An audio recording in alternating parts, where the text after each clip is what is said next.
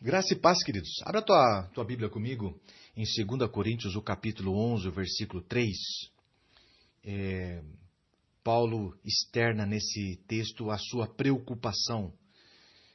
Diz assim, mas temo que, assim como a serpente enganou Eva com sua astúcia, assim também sejam de alguma sorte corrompidos vossos sentidos e se apartem da simplicidade que há em Cristo. Bom, o apóstolo Paulo está externando uma preocupação aos crentes de sua época, e obviamente isso válido para todos os crentes, inclusive para mim e para você. É uma preocupação de que as pessoas venham a cair no mesmo golpe que Satanás, que a serpente aplicou lá no Jardim do Éden e acabou conduzindo o homem à rebelião contra Deus. Bom, você conhece bem essa história do velho golpe, está descrito lá em Gênesis, o capítulo 3. Satanás distorce a palavra de Deus, e em seguida põe em dúvida a palavra de Deus. Eva entra nessa, e a partir disso, então, Eva é conduzida à rebelião, o casal é conduzido à rebelião, é conduzido a uma vida contrária à vontade de Deus, a uma vida independente de Deus. E o grande golpe, no versículo aqui no Gênesis 3, o versículo 4, disse a serpente à mulher: certamente não morrerão. Colocou em dúvida a palavra de Deus. Certamente não morrerão. Bobinha. Bobinha. Deus está mentindo para você. Não é bem assim. Certamente não morrerão. Deus sabe que no dia em que dele comerem, seus olhos se abrirão e vocês, como Deus, serão conhecedores do bem e do mal. Sabe o que é, queridos? Aqui vem a sedução. Satanás distorce a palavra de Deus, coloca dúvida no coração de Eva, fala, não é bem assim, e em seguida, apresenta para Eva uma bênção, entre aspas. Apresenta para Eva algo muito desejável. O que era? Como Deus. Você será como Deus. Seus olhos abrirão. Vocês serão conhecedores.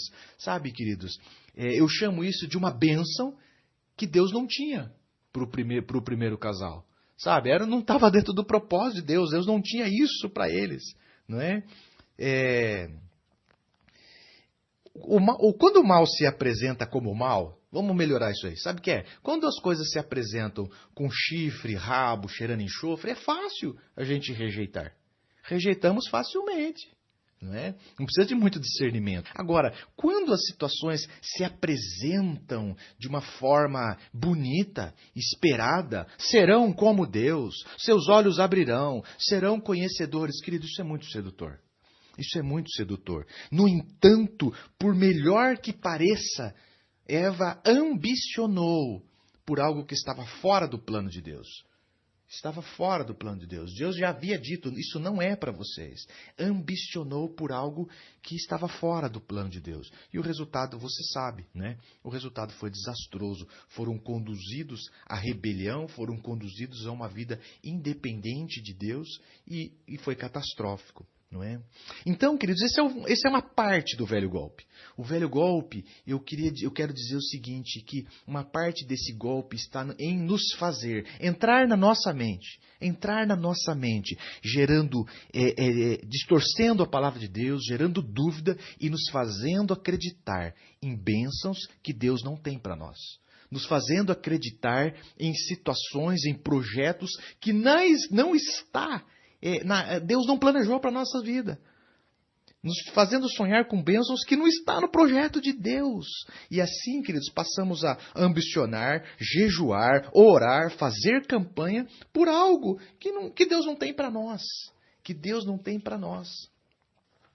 E isso é terrível. Isso é terrível porque nos leva a um evangelho próprio, nos leva a Há uma independência de Deus.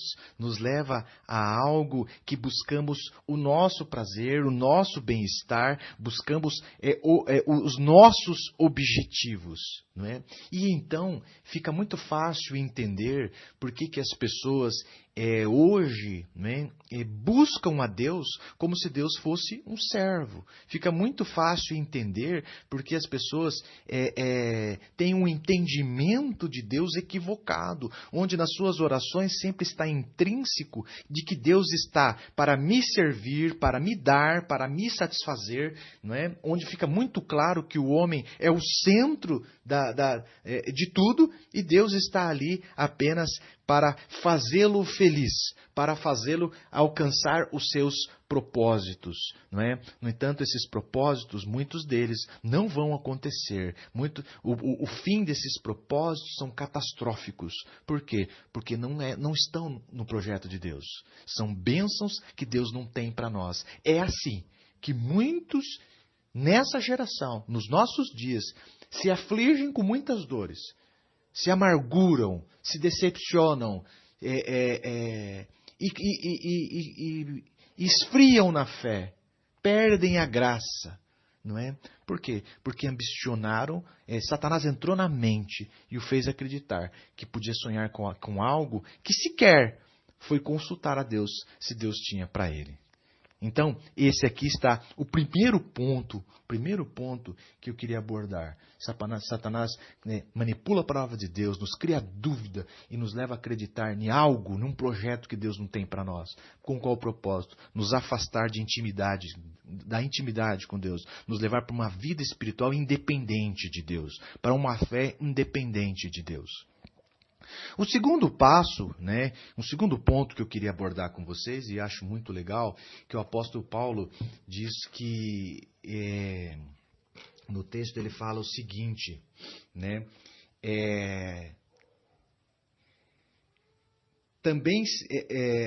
mas temo que assim como a serpente enganou Eva com a sua astúcia, assim também seja de alguma sorte corrompidos vossos sentidos.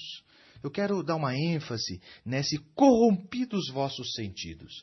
Quando os nossos sentidos são corrompidas a nossa escala de valor. O que eu quero dizer com isso? Começamos a dar maior valor àquilo que não tem valor. Não é? Quando está corrompidos os nossos sentidos, passamos a valorizar e a buscar por algo que não tem valor. Passamos a valorizar algo terreno em detrimento do que é celestial. Passamos a dar valor a algo efêmero, passageiro, em detrimento daquilo que é eterno. É isso. Teve os seus sentidos corrompidos. Veja que isso é forte nos nossos dias. É forte nos nossos dias. Sejamos francos, não é? Onde mais as pessoas querem juntar tesouros? Não onde elas querem construir tesouros. Onde você mais vê as pessoas almejando construir os seus tesouros, né? Tesouro onde a traça e a ferrugem, o ladrão não roubam, né? Tesouros celestiais ou tesouros terrenos, né? Guardados nos bancos, guardados nos paraísos fiscais. Onde mais? O que mais você vê? Qual é o maior desejo do coração dos homens? Sejamos francos. Hoje, e de nós crentes, infelizmente, né? Há um encantamento por aquilo que é por aquilo que é passageiro, por aquilo que é perecível, não é? Então, esse é o velho golpe, né? Esse é o velho golpe. Muitas vezes Satanás joga nos fazendo crer em bênçãos que Deus não tem para nós, corrompe os nossos sentidos e nos leva a valorizar, a dar grande valor por algo que não tem valor, né? E assim vamos fazendo o quê? Vamos nos afastando do genuíno propósito de Deus. Vamos nos afastando no genuíno propósito do Senhor. E o Paulo conclui o seguinte, não é? Que de alguma sorte sejam corrompidos os vossos sentidos e apartem e se apartem da simplicidade que há em Cristo. Bom, com os valores corrompidos, queridos, com os nossos valores, com a nossa escala de valor corrompida, fica muito fácil nos conduzir para longe da simplicidade do Evangelho. Da simplicidade do Evangelho. Olha, para mim, eu tenho uma convicção. Penso que um dos maiores ataques que o Evangelho vem sofrendo e sofrerá cada vez mais é o ataque da sofisticação. Com a nossa escala de valor corrompida, vai se buscando cada vez mais sofisticar o Evangelho. Porque o Evangelho é muito simples, não é? O Evangelho é muito simples. E assim vai acontecendo o quê? Vamos nos afastando. É um golpe. É um golpe, nos levar para longe da simplicidade do Evangelho. Então, tenha isso em mente. O primeiro passo é nos levar a crer em bênçãos que Deus não tem para nós. O segundo passo é corromper os nossos sentidos, corromper a nossa escala de valor e nos levar para longe da simplicidade do Evangelho. Sabe, o sofisticado é uma arma violenta contra o Evangelho, uma arma violenta e ativa contra o Evangelho nos nossos dias. E de novo, não é? Não é o mal como o mal. É o mal se apresentando sofisticado. É o mal se mostrando erudito. É o mal se mostrando eloquente. É o mal se mostrando culto. Entende? E aí vai se construindo um evangelho destruidor. Um evangelho sofisticado. Um evangelho distante da simplicidade. Um evangelho cheio de sofismas, cheio de fábulas, cheio de engano, cheio de ciências, cheio de filosofia, mas pobre, muito pobre do quê? Daquilo que é essencial, que é o poder de Deus. O Evangelho é poder de Deus e salvação para todo aquele que nele crê. Entende, queridos? Então, o sofisticado é encantador. Os próprios discípulos de Jesus, abre a tua Bíblia comigo em Marcos, do capítulo 13.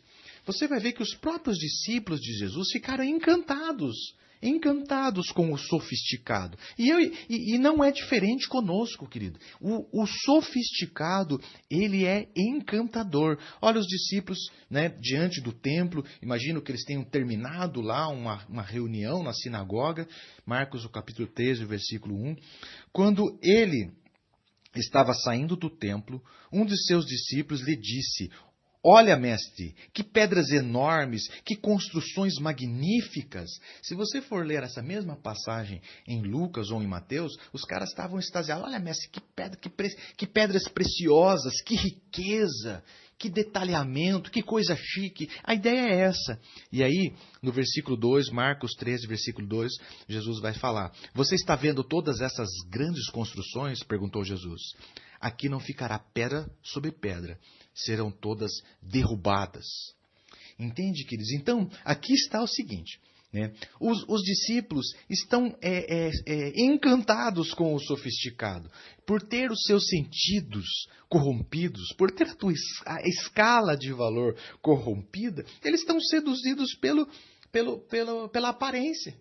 Não é? O templo era o símbolo de uma religião falida. O templo era o símbolo de uma religião de aparências, mas que valorizava a aparência em detrimento de princípios, em detrimento de princípios da palavra de Deus. Não é? E esse encantamento todo os leva a chamar Jesus para junto e ficar admirado, né? O que esses caras esperavam? Eles esperavam que Jesus também se colocasse a admirar aquela estrutura linda, não é?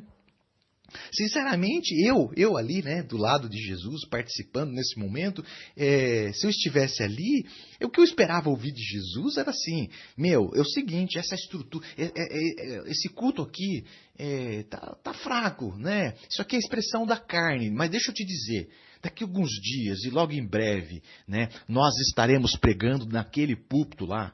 Você está vendo aquele púlpito lá? Segura aí, que dentro de poucos dias estaremos pregando de lá. Sabe, meu filho, esse é o que eu esperava. Nós estamos saindo hoje desse culto aqui como anônimos, ninguém está dando a mínima para nós, mas dentro de poucos dias, essas pessoas vão estar extasiadas com o tamanho da revelação que anunciaremos nesse meio. Aguenta aí, recebe aí, irmão. Nossa, cara, era isso que eu queria ouvir. Era isso que eu queria ouvir. Mas a verdade, queridos, é que essa estrutura do sofisticado não encanta Jesus, né? Na verdade, o que Jesus disse é o seguinte: essa estrutura não me encanta. Essa estrutura, esse modelo de religião que cultua o sofisticado em detrimento dos princípios, isso para mim não serve. É isso que Jesus está dizendo. Isso para mim, isso não prevalecerá. Deixa eu te dizer, meus discípulos, não vai ficar pedra sobre pedra.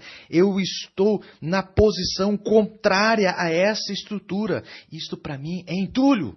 Isso para mim é lixo. Entende, queridos? Né? Jesus chama os seus discípulos nesse momento para um ajuste de foco. Moçada, a escala de valores de vocês está corrompida. Vocês estão dando valor ao que não tem valor. Os seus sentidos estão corrompidos. Né? Não se encante com isso. Isso é lixo. Isso é lixo. Entende, queridos? Então, quando Paulo fala lá, né, da sua preocupação que nos apartemos da simplicidade que há em Cristo, é o seguinte: um grande golpe que está em ação nos nossos dias é uma tentativa de sofisticar o Evangelho. É uma tentativa, uma tentativa muito forte de deixar o Evangelho um pouco mais chique.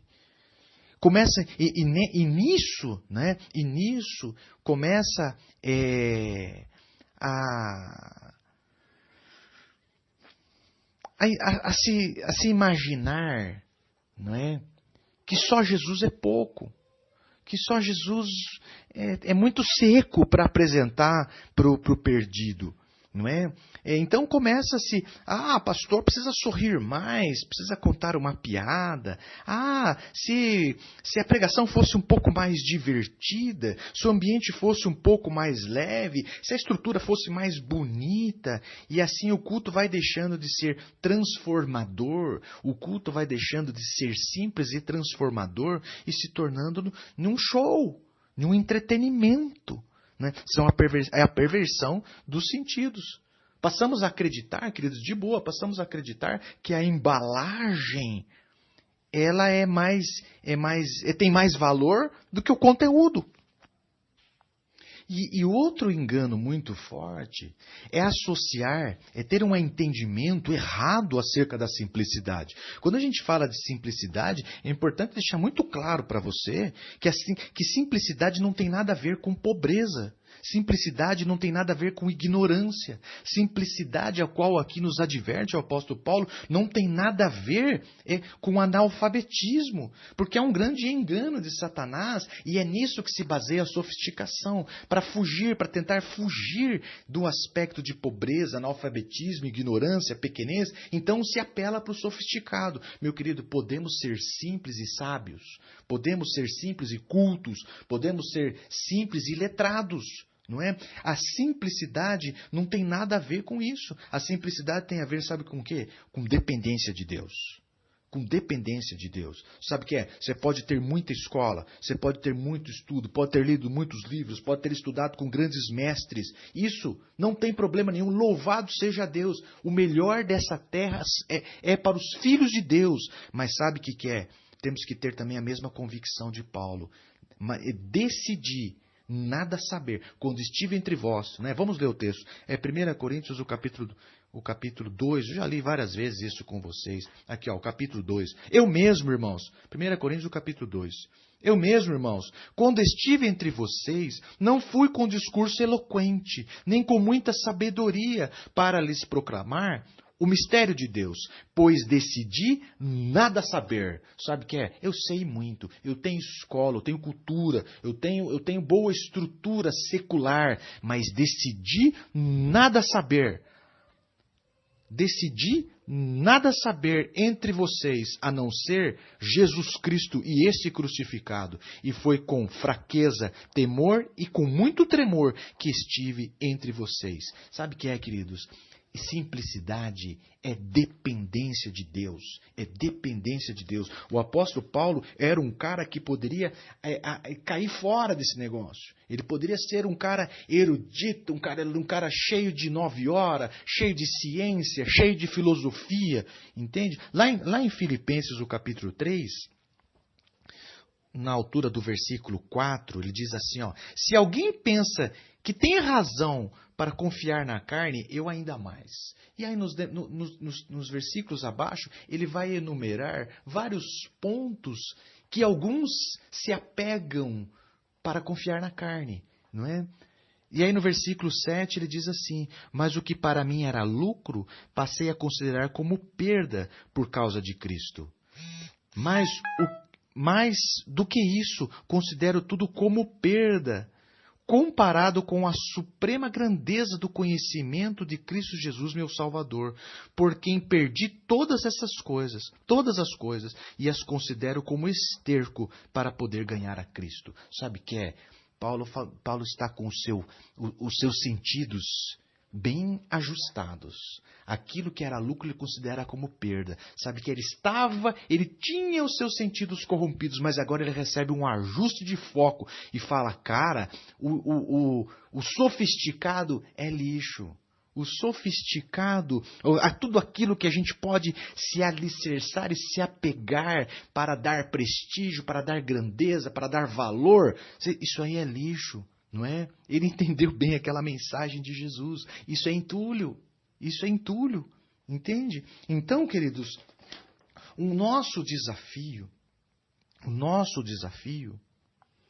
precisamos buscar o evangelho simples. Esse é o nosso desafio. Ver beleza no simples. Ver beleza no simples, que essa é a essência do evangelho. Sabe, o que eu tenho descoberto é o seguinte, o sofisticado exclui muitas pessoas. Imagine você assistindo o sofisticado, o eloquente, filosofando e destilando ciência. Como você se sentiria? Se você não tem todo esse respaldo, né? Você sentiria o quê? Pequeno. Você sentiria, não, eu não posso propagar esse evangelho. Eu não posso. É assim, é esse o sentimento que fica todos aqueles que se aproximam do evangelho sofisticado. Não, eu não posso, isso não é para mim, isso não dá, eu não tenho esse talento todo, eu não tenho essa condição técnica toda, eu não tenho essa sabedoria toda. É assim que se sente todo aquele que ele se encanta pelo sofisticado. Veja, o sofisticado ele é encantador, mas ele também nos exclui. Ele não nos dá a possibilidade de participar dessa alegria de difundir o evangelho. Não é? Já o evangelho da simplicidade, queridos, ele dá oportunidade a todos. Você vê alguém simples e humilde sendo usado por Deus. Você vê alguém simples e humilde sendo um grande instrumento de Deus.